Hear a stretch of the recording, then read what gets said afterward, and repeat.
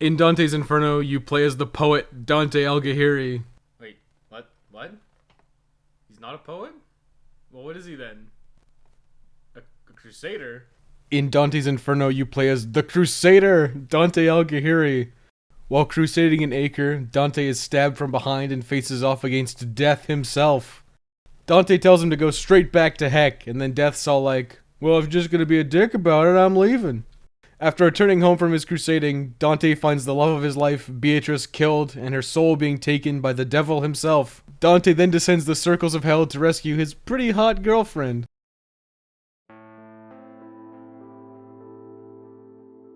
Dante's Inferno is a 3D hack-and-slash action-adventure game. You're given two weapons, Death's Scythe and the Holy Cross. Well, given is a bit of a stretch. You fight Death for his scythe and kill him with it, so who knows what kind of ramifications that has in the grand scheme of things. The Death Scythe is less a scythe and more whatever the heck it needs to be. It's a spear, it's a scythe, it's a knife arm, and a grappling hook. It's a catch-all weapon. Since it's a catch-all, there isn't a need for anything else, and as such, it's the only weapon you get. The scythe isn't particularly fun to use. It rubber bands between the forms and mostly behaves like a whip or a certain set of chain blades from another popular series. The Holy Cross acts as your ranged weapon. It throws magical crosses out in a set pattern. 1 into 3, then 3, then 3, then 5. In the first circles of hell, its power is near equal to the scythe, making it reasonable for fighting everything. A few circles down and it becomes significantly weaker than the scythe, but still required as a large number of the encounters are made much easier by spamming ranged attacks. One of the problems with the way the cross is spread is that it can be hard to hit anything at any kind of range, which is its entire intention. The cross is spread out so much that you can whiff enemies further away, which means it's much more effective in close quarters, but you got the scythe for that. Regardless of what you use, Dante's Inferno's combat has virtually no depth. Mashing buttons for 90% of the game is adequate for defeating the demon hordes you'll face. There are genre staples like blocking, counters, and you do get some additional complements of magic, but it's really boring. The most useful are Lust Storm, which simply makes a small area of effect damage tornado around Dante, and Sins of the Father, which is basically the boomerang. It's unfortunate that the magic is so uninspired because the Depths of Hell has a lot of inspiration to draw from. Both of your weapons are tied to the choices you have when you grapple with enemies for quick kills and executions, the choice to punish or absolve. Punishing gives you experience on the Unholy Path, leveling Unholy up unlocks new upgrade tiers and increases the damage of your scythe for melee attacks. Absolving gives you experience for the Holy Path, leveling up Holy unlocks new upgrade tiers and the damage on your Holy Cross. Every so often you'll find a historical figure in the depths that you can choose to absolve or punish. These are essentially free experience of your choice to help push you into the deeper tiers of the skill trees. The progression system is just not enjoyable. It takes far too long to build up to the higher upgrade tiers, and to do so, you're forced to engage in various quicktime events. The progression systems are split, so you have to choose to upgrade your ranged attacks via absolving, or upgrade the much more prominent melee attacks via punishing. This forces you to split your gained experience across your weapons, or suffer the penalty of a pathetically weak secondary weapon. You're forced to participate in the executions. If you just kill enemies without it, you're wasting potential holy or unholy experience, and you really want to get as much as you can for the better upgrades and damage bonuses to your weapons. Quicktime events run rampant in Dante's Inferno. These awful quicktime events extend to everything. Mashing circle to breaking apart health fountains or open doors, against literally every enemy to get experience. It's just a chore, and does nothing but wear out your thumbs, and even worse, your controller. There are some set pieces involving things like riding on demons. They're always terrible, and always a chore. Some of them are just really baffling. There's an entire section dedicated to riding a demon through a city in hell that has nothing in it. You can attack and shoot fire and do some cool stuff, but there's nothing to fight. It's almost as if that section is just unfinished. As if they had something grand planned but just said, whatever, and forgot about it. Then of course, there are a few other things that are just expected of the genre. Platforming sections, and puzzle solving. The platforming is nothing special, basic stuff like grapple points and double jumping. The puzzles are never thought-provoking or challenging. They're often just really boring, with simple solutions that are annoying to execute. They either require too specific of inputs, or they're timed, and that's just not fun.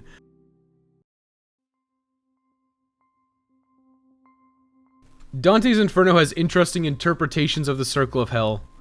The first 2 or 3 levels are significantly more interesting than anything afterwards. Once you've crossed through Gluttony, and really even just Lust, you're in fairly generic hellscape. The quality in the first few circles is quite good, but afterwards, the level themes are kinda reaching or just not that interesting. Nothing is really memorable about Dante's Inferno, except for this awful scene, and it's for the wrong reasons.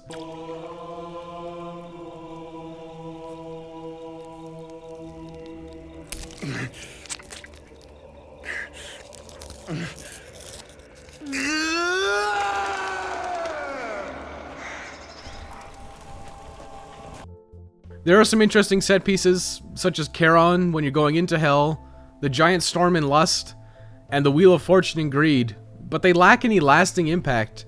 You'll have forgotten about all of them by the time you enter the next circle of Hell. Dante's voice actor feels inappropriate. Dante, your fate is decided. Everlasting damnation for your sins. But that's not possible. The bishop assured us. Come, face eternity. His design is ugly and stupid. The act of killing Death and taking his weapon feels like satire of the genre, but is presented as totally serious and unironic. All the story beats are just cliched and predictable, including the grand revelation that Dante wasn't such a great guy the whole time. Worth noting is that you'll be seeing quite a bit of nudity. Dante's girlfriend Beatrice is frequently topless, along with the various demons and some bosses you'll encounter.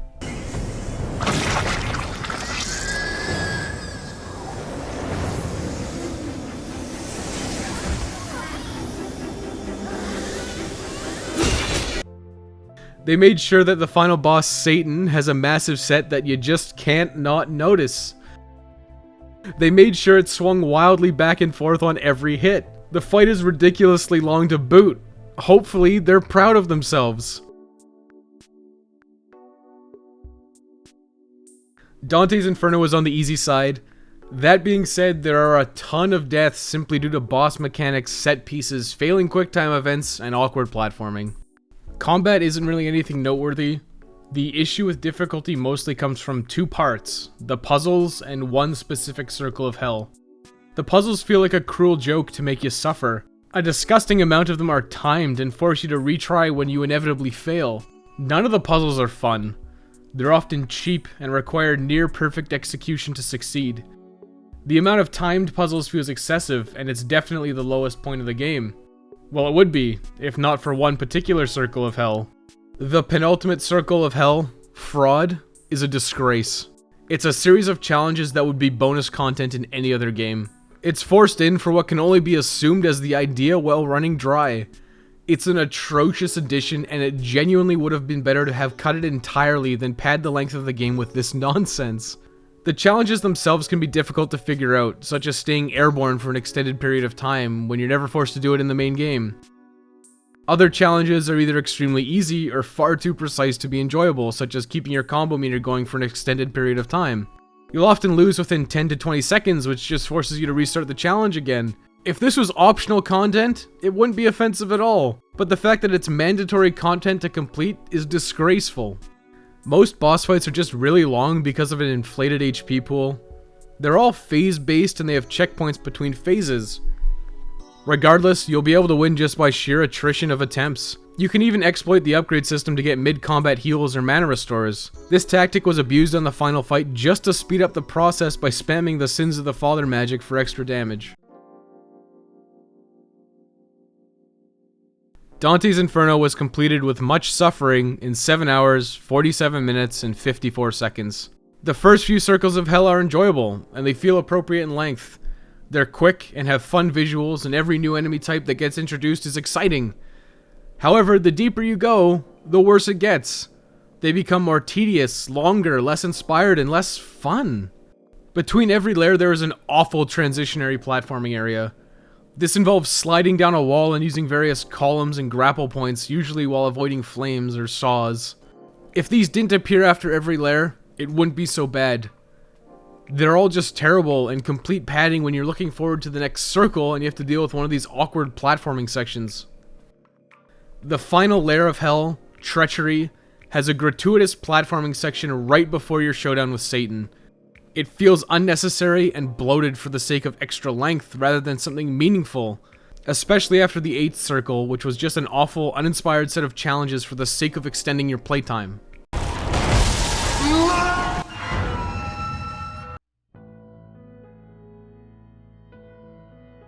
Dante's Inferno has uninspired gameplay, and is a perversion of the source material. It doesn't bring anything new or worthwhile to the genre, and feels like a cheap paint-by-numbers action game to get the developers some petty cash.